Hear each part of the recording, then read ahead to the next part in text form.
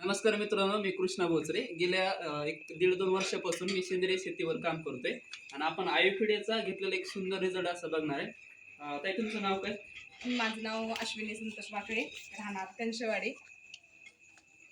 तर मी गेल्या बरेच दिवस झाले, म्हणजे नाही म्हटलं तरी वर्ष झालं आयुर्वेद वापरते आणि वैयक्तिक मला तरी छान रिझल्ट आले आयुर्वेदचे.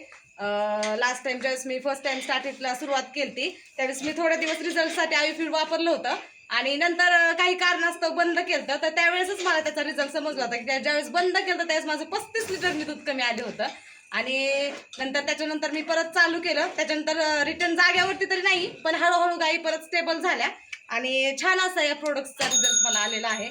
आता खूप लोकांचं म्हणणं आहे बाबा गाईचं दूध वगैरे परवडत नाही, काही जण व्यवसाय बंद करतात. तुम्हाला काय सजेशन असेल तुमचं? ज्यांनी प्रॉपर पद्धतीने गाईंचा व्यवसाय समजून घेतलाय ना, म्हणजे ज्यांनी लोक 1 महिना करतात, ज्यावेळेस जास्त दूध आहे त्यावेळेस त्यांना परवडतं, दूध कमी झालं की त्यांना परवडत नाही, असं म्हणजे बरेच जण आहेत. पण आम्ही आज जवळजवळ बरंच जसं 8 ते 9 वर्ष झालं दूध व्यवसायात आहे आणि जर वर्षाचं जर तुम्ही सरासरी काढा, कोणता बी गाई हा एक प्रकारचा बिझनेसच आहे आणि जर तुम्ही बिझनेस करताय तर त्याच्यामध्ये महिन्याचं कधी इन्कम चेक नसतं करायचं. तुम्ही वर्षाची जर सरासरी पाहत असाल, कारण नफे तोटे हा प्रत्येक व्यवसायात असते. 1 महिना जरी तुम्हाला तोटा होत असेल तरी बाकीचे महिने तुमचा व्यवसाय कसा चाललाय याच्यावरती सगळं काही डिपेंड असते. त्यामुळं जर ज्याने बारीक पद्धतीने लक्ष देऊन दूध व्यवसाय केला त्याला दूध व्यवसाय परवडला नाही असं तो कधी म्हणणार नाही, असं माझं वैयक्तिक मत आहे. स्टार्टअप किती गायपासून झालं होतं? एका गायीपासून. एक गायी म्हणजे पाहुण्यांकडून एक अंधन आणलेली गायी, त्या गायीपासून झालेली सुरुवात आहे आणि आज हे पूर्ण या एका गायीपासून झालेले आहेत. गायींमधूनच गायी उभा केल्या आहेत.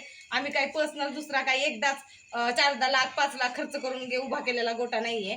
गायींच्या इन्कम मधूनच गायी उभ्या केल्यात आणि गायींचेच लागणारे सगळे प्रोडक्ट्स, कुटी मशीन, ट्रॅक्टर वगैरे सगळं काही आम्ही गायींमधून उभा केलेले. काय वाटतं आता आयुर्वेदचा एवढा तुम्हाला छान रिझल्ट भेटलाय, प्रत्येक शेतकऱ्याने यूज केलं पाहिजे? हो, त्यांच्या गाईसाठी. केलं पाहिजे. आणि मेन म्हणजे काय प्रॉब्लेम आहे माहितीये का, बाकीचे प्रोडक्ट दिल्यानंतर गायींचे हाडे ढिसूळ होणे, असं बरेच काही प्रॉब्लेम्स उभा राहतात.